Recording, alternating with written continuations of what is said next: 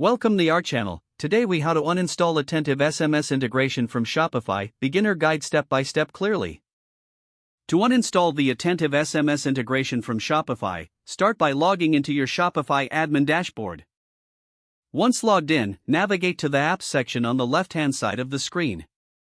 In the Apps section, look for the Attentive SMS app in your list of installed applications. Click on the Attentive SMS app to open its settings. Within the app settings, locate the Settings tab, usually found in the left-hand sidebar. Within the Settings tab, scroll down to find the option to uninstall the app. Click on the Uninstall button. A confirmation dialog may appear, asking if you're sure you want to uninstall the app. Confirm the uninstallation by clicking Yes or Confirm. After the app has been uninstalled, return to your Shopify admin dashboard. Next, navigate to the Settings option in the bottom left corner of the dashboard. Click on Notifications in the Settings menu. Find any SMS notifications related to Attentive and remove or disable them. Make sure to check any theme customizations that may reference the Attentive integration. If you find any custom code related to Attentive, remove that code to prevent any potential errors.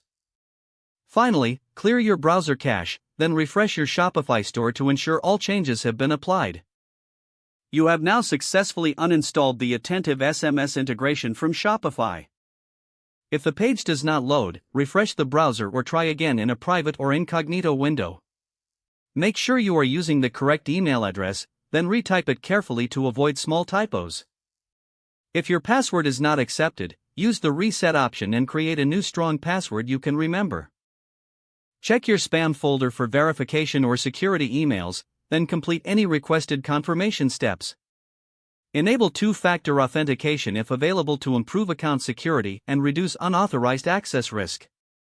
After signing in, review your profile details so your contact information and settings are accurate and current.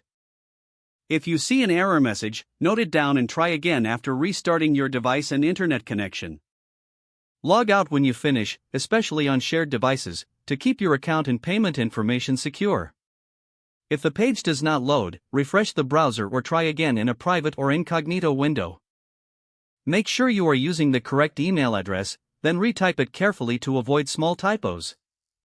If your password is not accepted, use the reset option and create a new strong password you can remember. Check your spam folder for verification or security emails, then complete any requested confirmation steps. Don't forget to like this video and subscribe to our channel for more step-by-step tech guides.